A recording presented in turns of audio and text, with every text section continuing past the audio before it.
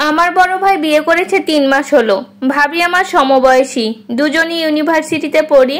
আমাদের মন মানসিকতা অনেকটাই মিল আছে। আমি একটু চঞ্চল, ভাবি একটু চুপচাপ, হয়তোবা নতুন বউ বলে একটু বেশিই নীরব থাকে। কিন্তু আমার সাথে এই 3 মাসে ভাবি অনেকটা ফ্রেন্ডলি হয়ে গেছে। যতদূর মনে হয় মেয়ে হিসেবে সে অনেক লক্ষ্মী ও সংসারী। কিন্তু সমস্যা হলো আমার প্রিয় মা জননীকে নিয়ে। অনেক শখ আনন্দে নিজের পছন্দ মতো পাত্রী দেখে ধুমধাম করে ভাইয়াকে বিয়ে করিয়েছে। প্রথম প্রথম ভালোই ছিল সবকিছু।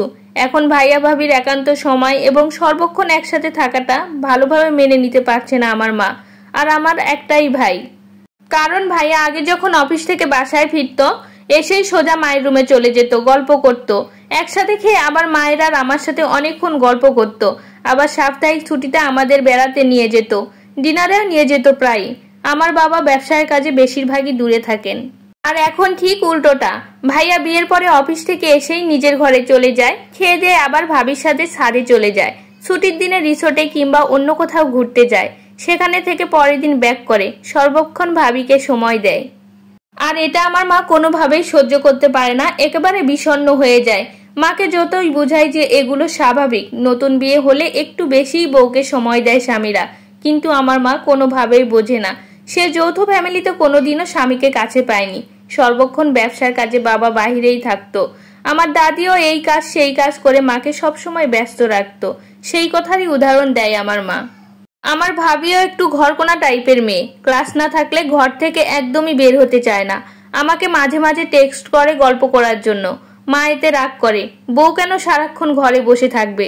কিন্তু আমাদের বাড়িতে কাজ করার জন্য 2জন বুয়া আছে, যাবতীয় কাজ ওরাই করে। মাও তেমন কোনো কাজ করে না, আমিও না। তবে মা 2-1 আইটেম রান্না করে শখের বসে। মা চায় ভাবিও রান্না করুক, কিন্তু ভাবি রান্না বান্না একদমই জানে না। বিয়ের আগেই ভাবির বাবা মা বলেছিল আমাদের এই কথা, আমরাও আপত্তি করি নাই, কারণ রান্নার লোক আছে আমাদের বাসায়। তাছাড়া আমিও আহামরি কোনো রান্নার কাজ জানি না। ভাবি আমাদের মতোই সচ্ছল পরিবারের মেয়ে। ভাবি ওয়েস্টার্ন পোশাক পরলে মা খুবই রাগ করে, কিন্তু বাড়িতে কখনো পরে না। পরলেও বাহিরে ভাইয়ার সাথে বেড়াতে গেলে পরে। ফেসবুকে ভাইয়ের সাথে সেই ছবিগুলো দেখে মা রেগে আগুন হয়ে যায়। ভাবি দেরিতে ঘুম থেকে উঠলে মা ভাইয়ার রুমে নক করে। ভাবি লজ্জায় কিছু বলে না। আমি জেগে থাকলে মাকে বাধা দেই, কিন্তু আমি ঘুমিয়ে থাকলে মা তখনই এই কাজগুলো করে। আমার ভাবি দেখতে বেশ সুন্দরী, তারপরও মা প্রায় আমার সাথে তুলনা করে এবং ভাবির খুঁত ধরে। এতে আমি ভাবির সামনে লজ্জায় পড়ে যাই। এমন অনেক কিছুই করে যা আসলে করা উচিত নয়। এদিকে আমারও বিয়ের কথাবার্তা চলছে। ভাবছি আমার বিয়ে হয়ে গেলে মা তো আরো একা হয়ে যাবে, তখন ভাবির সাথে কি না কি করে। আমিও থাকবো না বোঝানোর জন্য। আমার মা আগে এমন ছিল না, ভীষণ ভদ্র শিক্ষিত মানুষ ছিলেন উনি। আমার মাকে আমি কখনো কারোর সাথে ঝগড়া করতেও দেখিনি, কিন্তু আমার ভাইয়ের বিয়ের পরে মা এমনভাবে বদলে যাবে ভাবতে পারিনি। আমি চাই না আমার এমন ভালো মা একজন খারাপ শাশুড়ি হয়ে যাক। চাই না এমন শান্ত হাসি খুশি ভাবিটাও ঝগড়াটে হয়ে যাক।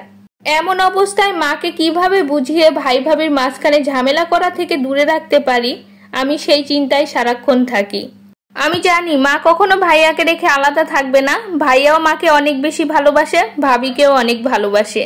সবশেষে একটা কথাই বলতে চাই, যে আপুটির গল্প, সে আপুটিকে সুন্দর একটি পরামর্শ দিয়ে যাবেন আপনারা, যে কি করতে পারে এখন।